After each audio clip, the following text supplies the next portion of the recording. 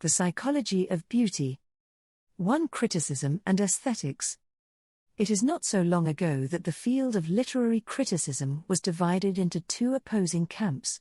France being the only country in the world where criticism is a serious matter, the battle waged most fiercely there, and doubtless greatly served to bring about the present general interest and understanding of the theoretical questions at issue. The combatants were, of course, the impressionistic and scientific schools of criticism, and particularly enlightening were the more or less recent controversies between M.M. Anatole France and Jules Lemaitre as representatives of the first, and M. Brunetière as the chief exponent of the second. They have planted their standards, and we see that they stand for tendencies in the critical activity of every nation. The ideal of the Impressionist is to bring a new piece of literature into being in some exquisitely happy characterization, to create a lyric of criticism out of the unique pleasure of an aesthetic hour. The stronghold of the scientist, on the other hand, is the doctrine of literary evolution, and his aim is to show the history of literature as the history of a process, and the work of literature as a product, to explain it from its preceding causes, and to detect thereby the general laws of literary metamorphosis.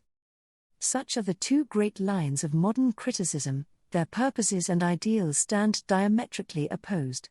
Of late, however, there have not been wanting signs of a spirit of reconciliation, and of a tendency to concede the value, each in its own sphere, of different but complementary activities. Now and again the lion and the lamb have lain down together, one might almost say, on reading a delightful paper of Mr. Louis E. Gates on Impressionism and Appreciation, less than one greater than that the lamb had assimilated the lion. For the heir of all literary studies, according to Professor Gates, is the appreciative critic, and he it is who shall fulfill the true function of criticism.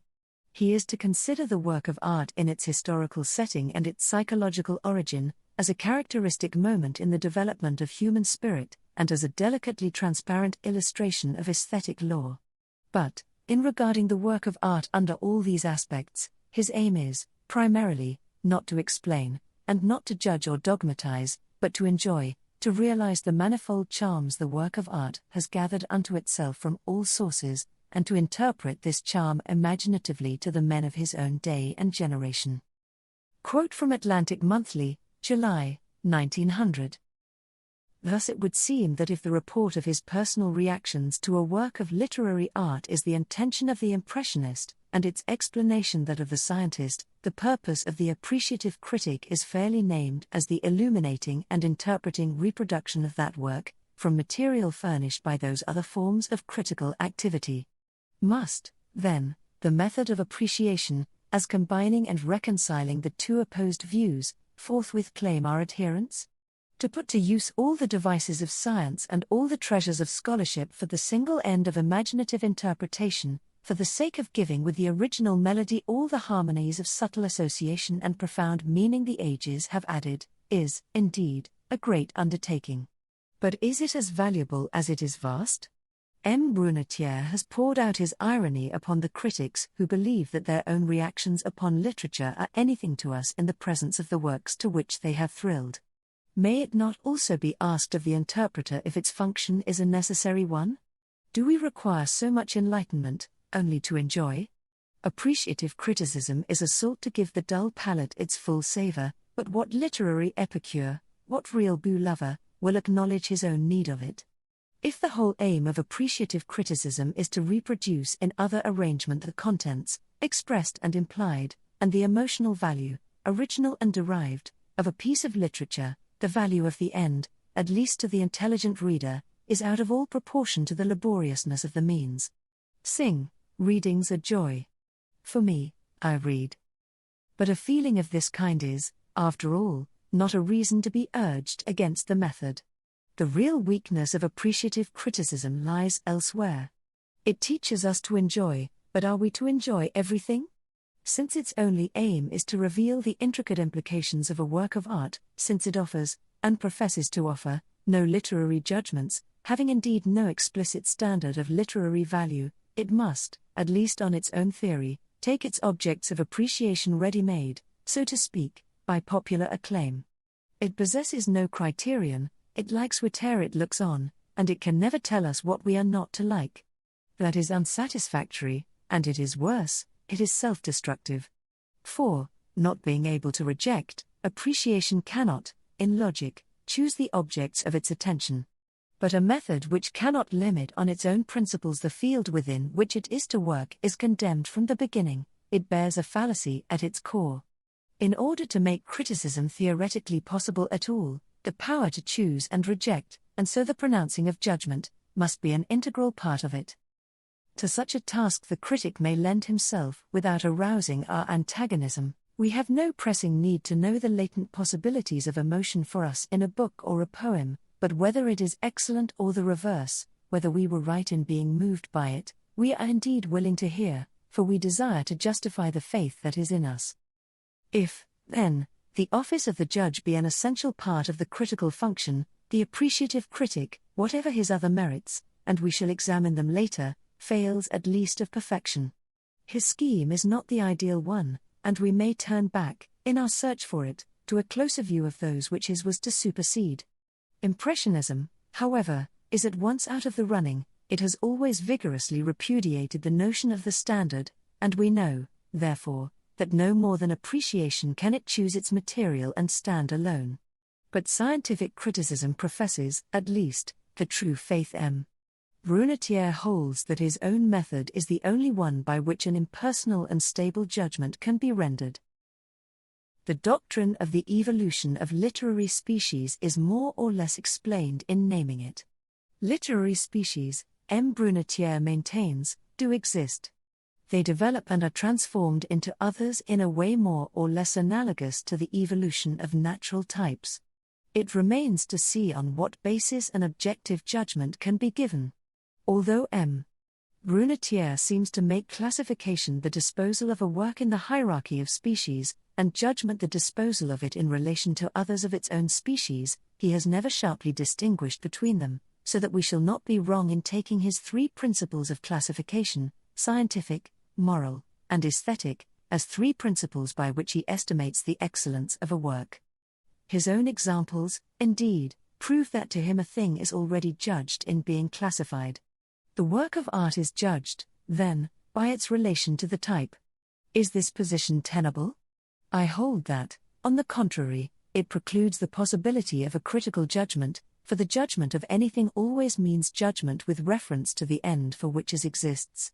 A bad king is not the less a bad king for being a good father, and if his kingship is his essential function, he must be judged with reference to that alone. Now a piece of literature is, with reference to its end, first of all a work of art. It represents life and it enjoins morality, but it is only as a work of art that it attains consideration, that, in the words of Lemaitre, it exists for us at all. Its aim is beauty, and beauty is its excuse for being. The type belongs to natural history. The one principle at the basis of scientific criticism is, as we have seen, the conception of literary history as a process, and of the work of art as a product. The work of art is, then, a moment in a necessary succession, governed by laws of change and adaptation like those of natural evolution. But how can the conception of values enter here? Excellence can be attributed only to that which attains an ideal end, and a necessary succession has no end in itself. The type, in this sense, is perfectly hollow. To say that the modern chrysanthemum is better than that of our forebears because it is more chrysanthemum-like is true only if we make the latter form the arbitrary standard of the chrysanthemum. If the horse of the Eocene age is inferior to the horse of today, it is because, on Brunetière's principle, he is less horse-like. But who shall decide which is more like a horse, the original or the latter development? No species which is constituted by its own history can be said to have an end in itself, and can, therefore, have an excellence to which it shall attain. In short, good and bad can be applied to the moments in a necessary evolution only by imputing a fictitious superiority to the last term, and so one type cannot logically be preferred to another. As for the individual specimens, since the conception of the type does not admit the principle of excellence, conformity thereto means nothing. The work of art, on the other hand, as a thing of beauty, is an attainment of an ideal, not a product, and, from this point of view, is related not at all to the other terms of a succession, its causes and its effects, but only to the abstract principles of that beauty at which it aims. Strangely enough, the whole principle of this contention has been admitted by M. Brunetière in a casual sentence, of which he does not appear to recognize the full significance.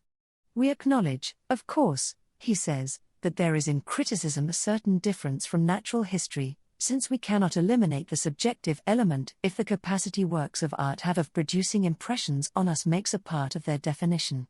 It is not in order to be eaten that the tree produces its fruit.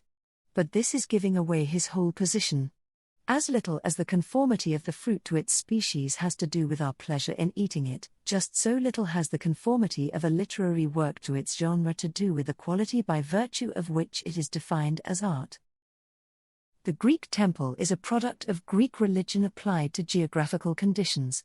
To comprehend it as a type, we must know that it was an adaptation of the open hilltop to the purpose of the worship of images of the gods. But the most penetrating study of the slow molding of this type will never reveal how and why just those proportions were chosen which make the joy and the despair of all beholders. Early Italian art was purely ecclesiastical in its origin. The exigencies of adaptation to altars, convent walls, or cathedral domes explain the choice of subjects, the composition, even perhaps the color schemes, as of frescoes, for instance, and yet all that makes a Giotto greater than a Pictor in Iotis is quite unaccounted for by these considerations. The quality of beauty is not evolved. All that comes under the category of material and practical purpose, of idea or of moral attitude, belongs to the succession, the evolution. The type and the defining characters of the work of art are independent of time. The temple, the fresco, and the symphony, in the moment they become objects of the critical judgment, become also qualities of beauty and transparent examples of its laws. If the true critical judgment, then, belongs to an order of ideas of which natural science can take no cognizance, the self-styled scientific criticism must show the strange paradox of ignoring the very qualities by virtue of which a given work has any value, or can come at all to be the object of aesthetic judgment. In 2 words, the world of beauty and the world of natural processes are incommensurable, and scientific criticism of literary art is a logical impossibility. But the citadel of scientific criticism has yet one more stronghold. Granted that beauty, as an abstract quality, is timeless, granted that, in the judgment of a piece of literary art, the standard of value is the canon of beauty, not the type, yet the old order changeth. Primitive and civilized man, the Hottentot and the Laplander, the Oriental and the Slav, have desired differing beauties. May it, then, still be said that although a given embodiment of beauty is to be judged with reference to the idea of beauty alone, yet the concrete ideal of beauty must wear the manacles of space and time, that the metamorphoses of taste preclude the notion of an objective beauty? And if this is true, are we not thrown back again on questions of genesis and development, and a study of the evolution, not of particular types of art, but of general aesthetic feeling, and, in consequence, upon a form of criticism which is scientific in the sense of being based on succession, and not on absolute value? It is indeed true that the very possibility of a criticism which shall judge of aesthetic excellence must stand or fall with this other question of a beauty in itself, as an objective foundation for criticism. If there is an absolute beauty, it must be possible to work out a system of principles which shall embody its laws, an aesthetic, in other words, and on the basis of that aesthetic to deliver a well-founded critical judgment. Is there, then, a beauty in itself? And if so, in what does it consist? We can approach such an aesthetic canon in 2 ways, from the standpoint of philosophy, which develops the idea of beauty as a factor in the system of our absolute values, side by side with the ideas of truth and of morality, or from the standpoint of empirical science. For our present purpose, we may confine ourselves to the empirical facts of psychology and physiology. When I feel the rhythm of poetry, or of perfect prose, which is, of course, in its own way, no less rhythmical, every sensation of sound sends through me a diffusive wave of nervous energy. I am the rhythm because I imitate it in myself. I march to noble music in all my veins, even though I may be sitting decorously by my own hearthstone, and when I sweep with my eyes the outlines of a great picture, the curve of a Greek vase, the arches of a cathedral, every line is lived over again in my own frame. And when rhythm and melody and forms and colors give me pleasure, it is because the imitating impulses and movements that have arisen in me are such as suit, help, heighten my physical organization in general and in particular. It may seem somewhat trivial to say that a curved line is pleasing because the eye is so hung as to move best in it, but we may take it as one instance of the numberless conditions for healthy action which a beautiful form fulfills. A well-composed picture calls up in the spectator just such a balanced relation of impulses of attention and incipient movements as suits an organism which is also balanced, bilateral, in its own impulses to movement, and at the same time stable, and it is the correspondence of the suggested impulses with the natural movement that makes the composition good. Besides the pleasure from the tone relations, which doubtless can be eventually reduced to something of the same kind, it is the balance of nervous and muscular tensions and relaxations, of yearnings and satisfactions, which are the subjective side of the beauty of a strain of music. The basis, in short, of any aesthetic experience, poetry, music, painting, and the rest, is beautiful through its harmony with the conditions offered by our senses, primarily of sight and hearing, and through the harmony of the suggestions and impulses it arouses with the whole organism. But the sensuous beauty of art does not exhaust the aesthetic experience. What are the special emotions, the gaiety or triumph, the sadness or peace or agitation, that hang about the work of art, and make, for many, the greater part of their delight in it? Those among these special emotions which belong to the subject matter of a work, like our horror at the picture of an execution, need not here be discussed. To understand the rest we may venture for a moment into the realm of pure psychology. We are told by psychology that emotion is dependent on the organic excitations of any given idea. Thus fear at the sight of a bear is only the reverberation in consciousness of all nervous and vascular changes set up instinctively as a preparation for flight. Think away our bodily feelings, and we think away fear, too, and set up the bodily changes and the feeling of them, and we have the emotion that belongs to them even without the idea, as we may see in the unmotived panics that sometimes accompany certain heart disturbances. The same thing, on another level, is a familiar experience. A glass of wine makes merriment, simply by bringing about those organic states which are felt emotionally as cheerfulness. Now the application of all this to aesthetics is clear. All these tensions, relaxations, bodily imitations of the form, have each the emotional tone which belongs to it. And so if the music of a Strauss waltz makes us gay, and Handel's Largo serious, it is not because we are reminded of the ballroom, or of the cathedral, but because the physical response to the stimulus of the music is itself the basis of the emotion. What makes the sense of peace in the atmosphere of the Low Countries? Only the tendency, on following those level lines of landscape, to assume ourselves the horizontal, and the restfulness which belongs to that posture. If the crimson of a picture by Bechtel, or the golden glow of a Giorgione, or the fantastic gleam of a Rembrandt speaks to me like a human voice, it is not because it expresses to me an idea, but because it impresses that sensibility which is deeper than ideas, the region of the emotional response to color and to light. What is the beauty of the Ulalume, or Kubla Khan, or Weber Allen Gipfel? It is the way in which the form in its exquisite fitness to our senses, and the emotion belonging to that particular form as organic reverberation therefrom, in its exquisite fitness to thought, create in us a delight quite unaccounted for by the ideas which they express. This is the essence of beauty, the possession of a quality which excites the human organism to functioning harmonious with its own nature.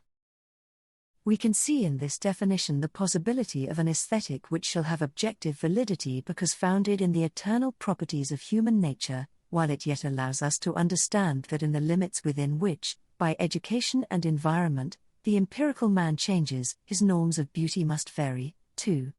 Ideas can change in interest and in value, but these energies lie much deeper than the idea, in the original constitution of mankind.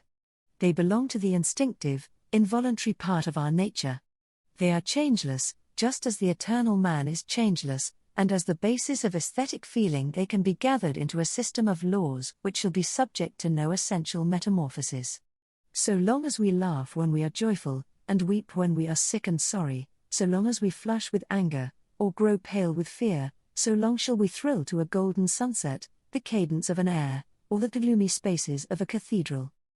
The study of these forms of harmonious functioning of the human organism has its roots, of course, in the science of psychology, but comes, nevertheless, to a different flower, because of the grafting on of the element of aesthetic value. It is the study of the disinterested human pleasures, and, although as yet scarcely well begun, capable of a most detailed and definitive treatment. This is not the character of those studies so casually alluded to by the author of Impressionism and Appreciation, when he enjoins on the appreciative critic not to neglect the literature of aesthetics. The characteristics of his, the artist's, temperament have been noted with the nicest loyalty, and particularly the play of his special faculty, the imagination, as this faculty through the use of sensations and images and moods and ideas creates a work of art, has been followed out with the utmost delicacy of observation. But these are not properly studies in aesthetics at all.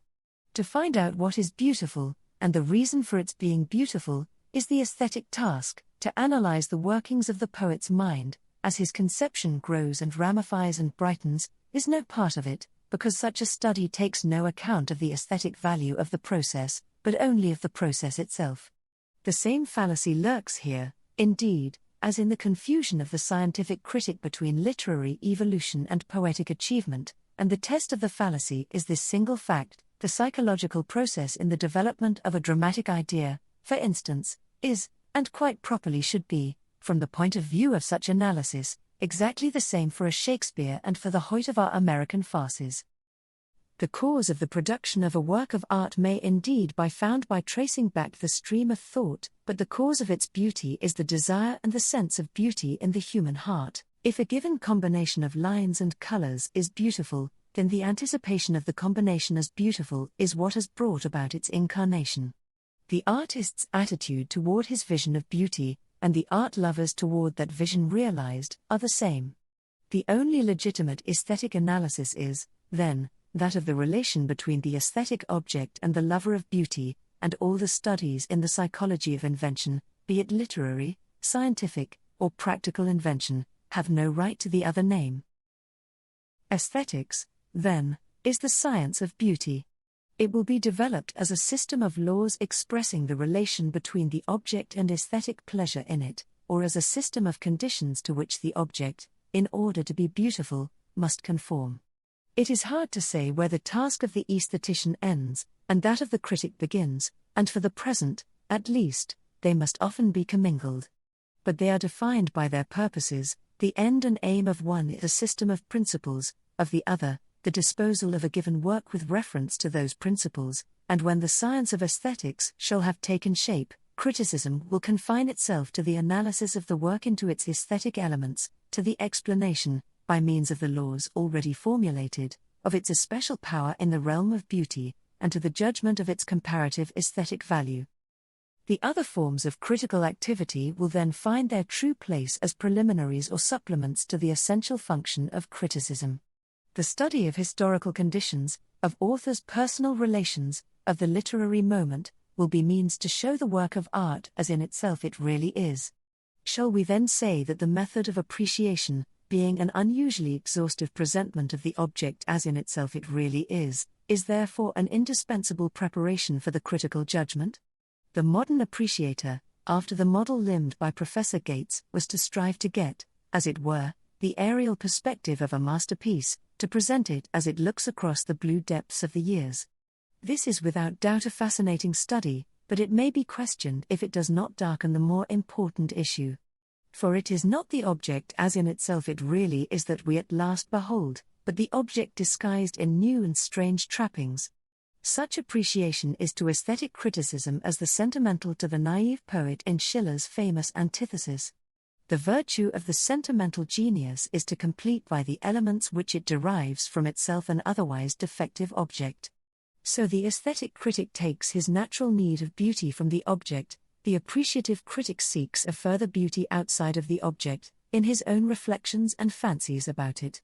But if we care greatly for the associations of literature, we are in danger of disregarding its quality. A vast deal of pretty sentiment may hang about and all but transmute the most prosaic object. A sedan chair, an old screen, a sundial, to quote only Austin Dobson, need not be lovely in themselves to serve as pegs to hang a poem on, and all the atmosphere of the 18th century may be wafted from a jar of potpourri. Read a lyric instead of a rose jar, and the rule holds as well. The man of feeling cannot but find all Ranelagh and Vauxhall in some icily regular effusion of the 18th century, and will take a deeper retrospective thrill from an old playbill than from the play itself. And since this is so, since the interest in the overtones, the added value given by time, the value for us, is not necessarily related to the value as literature of the fundamental note, to make the study of the overtones an essential part of criticism is to be guilty of the pathetic fallacy, that is, the falsification of the object by the intrusion of ourselves, the typical sentimental crime. It seems to me, indeed, that instead of courting a sense for the aromatic in literature, the critic should rather guard himself against its insidious approaches. Disporting himself in such pleasures of the fancy, he finds it easy to believe, and to make us believe, that a piece of literature gains in intrinsic value from its power to stimulate his historical sense. The modern appreciative critic, in short, is too likely to be the dupe of his sophisticated reverie, like an epicure who should not taste the meat for the sauces. A master work, once beautiful according to the great and general laws, never becomes, properly speaking, either more or less so. If a piece of art can take us with its own beauty, there is no point in superimposing upon it shades of sentiment. If it cannot so charm, all the rose-colored lights of this kind of appreciative criticism are unavailing. The literary treatment of art, as the emotional treatment of literature, for that is what appreciation and interpretation really are, can completely justify itself only as the crowning touch of a detailed aesthetic analysis of those order of impression distinct in kind which are the primary elements in our pleasure in the beautiful. It is the absence, and not only the absence, but the ignoring of the possibility, of such analysis which tempts one to rebel against such phrases as those of Professor Gates, the splendid and victorious womanhood of Titian's Madonnas, the gentle and terrestrial grace of motherhood in those of Andrea del Sarto, the sweetly ordered comeliness of Van Dyck's. One is moved to ask if the only difference between a Madonna of Titian and one of Andrea is a difference of temper, and if the important matter for the critic of art is the moral conception rather than the visible beauty.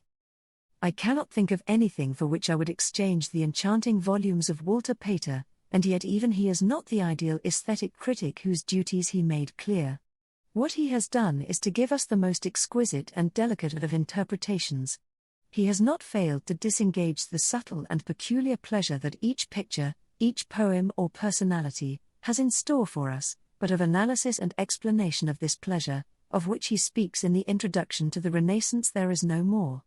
In the first lines of his paper on Botticelli, the author asks, what is the peculiar sensation which his work has the property of exciting in us? And to what does he finally come? The peculiar character of Botticelli is the result of a blending in him of a sympathy for humanity in its uncertain conditions, with his consciousness of the shadow upon it of the great things from which it sinks. But this is not aesthetic analysis. It is not even the record of a peculiar sensation, but a complex intellectual interpretation. Where is the pleasure in the irrepressible outline, fascinating in its falseness, in the strange color, like the taste of olives, of the spring and the palace? So, also, his great passage on the Mona Lisa, his Winckelmann, even his Giorgione itself, are merely wonderful delineations of the mood of response to the creations of the art in question. Such interpretation as we have from Pater is a priceless treasure, but it is none the less the final cornice, and not the cornerstone of aesthetic criticism. The tendency to interpretation without any basis in aesthetic explanation is especially seen in the subject of our original discussion, literature. It is indeed remarkable how scanty is the space given in contemporary criticism to the study of an author's means to those results which we ourselves experience.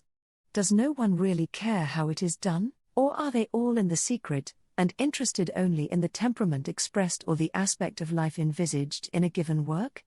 One would have thought that as the painter turned critic in Fromentin at least to a certain extent sought out and dealt with the hidden workings of his art, so the romancer or the poet-critic might also have told off for us the very pulse of the machine. The last word has not been said on the mysteries of the writer's art. We know, It may be, how the links of Shakespeare's magic chain of words are forged, but the same cannot be said of any other poet. We have studied Dante's philosophy and his ideal of love, but have we found out the secrets of his inventive handling of rhythmical language? If Flaubert is universally acknowledged to have created a masterpiece in Madame Bovary, should there not be an interest for criticism in following out, chapter by chapter, paragraph by paragraph, word by word, the meaning of what it is to be a masterpiece? But such seems not to be the case. Taine reconstructs the English temperament out of Fielding and Dickens. Matthew Arnold, although he deals more than others in first principles, never carries his analysis beyond the widest generalizations, like the requirement for profound truth and high seriousness, for great poetry. And as we run the gamut of contemporary criticism, we find ever preoccupation with the personality of the writers and the ideas of their books. I recall only one example, the critical essays of Henry James, where the craftsman has dropped some hints on the ideals of the literary art, and even that, if I may be allowed the bull, in his novels rather than in his essays, for in critical theory he is the most ardent of impressionists. Whatever the cause, we cannot but allow the dearth of knowledge of, and interest in, the peculiar subject matter of criticism, the elements of beauty in a work of literature. But although the present body of criticism consists rather of preliminaries and supplements to what should be its real accomplishment, these should not therefore receive the less regard. The impressionist has set himself a definite task, and he has succeeded.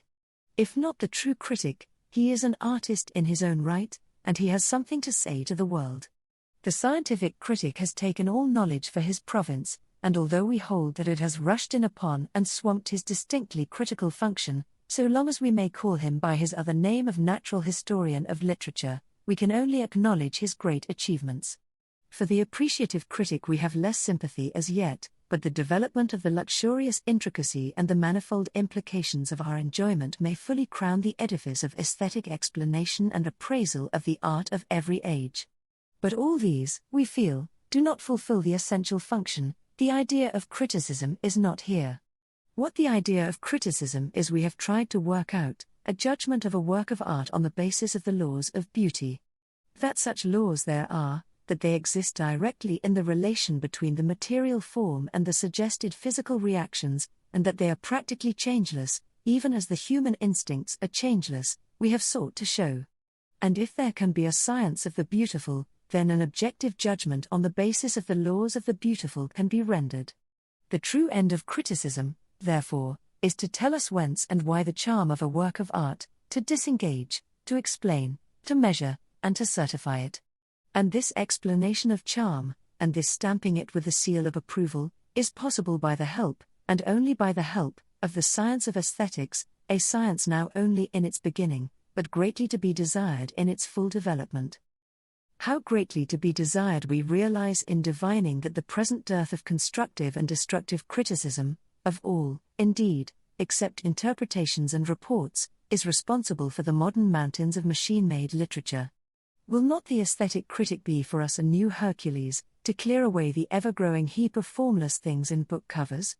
If he will teach us only what great art means in literature, if he will give us never so little discussion of the first principles of beauty, and point the moral with some selling books, he will at least have turned the flood. There are stories nowadays, but few novels, and plenty of spectacles, but no plays, and how should we know the difference, never having heard what a novel ought to be? But let the aesthetic critic give us a firm foundation for criticism, a real understanding of the conditions of literary art. Let him teach us to know a novel or a play when we see it, and we shall not always mingle the wheat and the chaff.